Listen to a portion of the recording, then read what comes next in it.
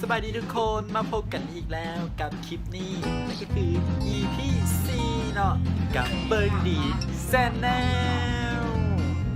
คลิปนี้เขาจะพาทุกท่านไปเที่ยวแดนไก่กันเลยเนาะข้ามขัวข้ามแม่น้ำของไปเที่ยวอยู่ที่ประเทศไทยแลนด์เนาะนั่นก็คือจังหวัดพะเยา น้องมาก่อนจะไปสมคิดเนาะเขาก็จะนอนพักผ่อนนอนแห้งเก็บแห้งไว้ไปเก็บภาพบรรยากาศในมืออื่นเนาะมืออื่น5 โมงเช้าออกเดินทางแล้วพบกันบาย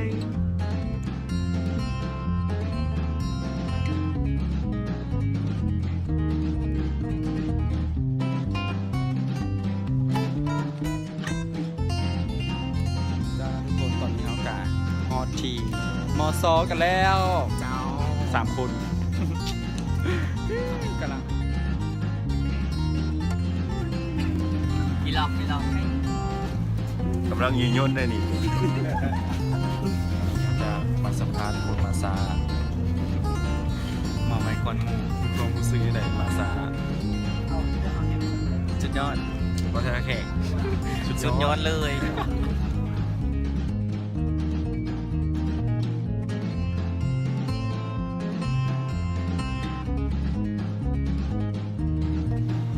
ตอนนี้กำลังฮอตดานแล้วกำลังเซนว่ะ เซ็นเนี่ย บริเซนเนาะกำลัง ขึ้นแผน ขึ้นแผนกำลังสีข้ามไปเจอกันด้านไทย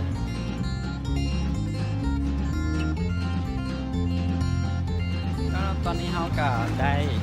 ตรวจบัตรไปแล้วกำลังขึ้นนี้ไปต่อด้านไทยคุ้มตอนนี้คุ้ม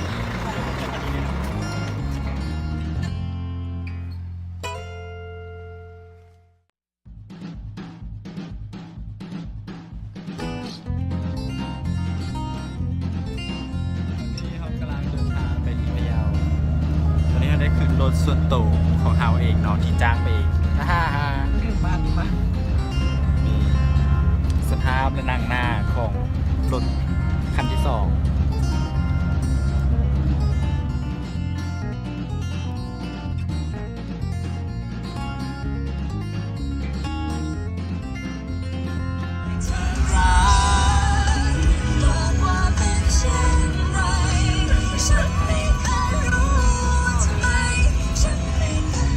ครั้งนี้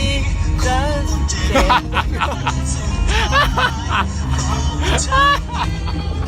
อยู่คนเดียวเปลี่ยนใจเหลือทนฟังและอยู่ฝ่าแดดลมฝนจนมาพบเธออย่าปล่อยให้ฉันรอ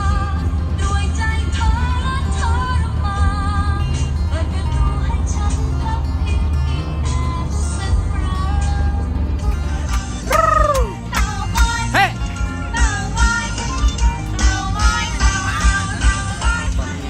มาแวะกินข้าวสวยอยู่ที่ร้านอาหารตามสั่งแถวประมาณแคมทางนี่แหละเดี๋ยวแถวนั้นหอมกินกาแฟเลย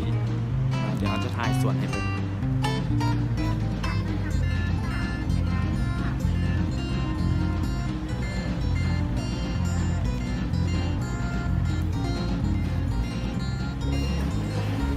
คุณซื้อไหนชุดอยากนอนเดี่ยว หิวข้าวบ่ วินหัวนะ หิวข้าวบ่ อยู่ เป็นหน้าหิวมาจากไหน กันหน้านี่แหละอยู่ ในหน้าหิว โอเคเจอกันเนาะพะเยา พะเยา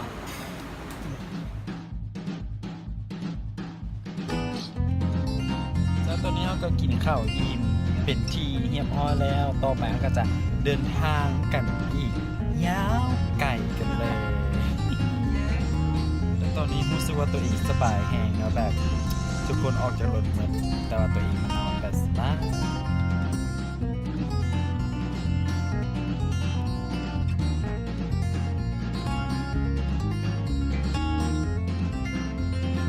แล้วตอนนี้เราก็ที่พักที่พะเยาแล้ว ตอนนี้ก็ห้องแฮมจีเฮียบห้อยแล้วเมื่อยไม่ขอพักผ่อนก่อนมือเจอกันบาย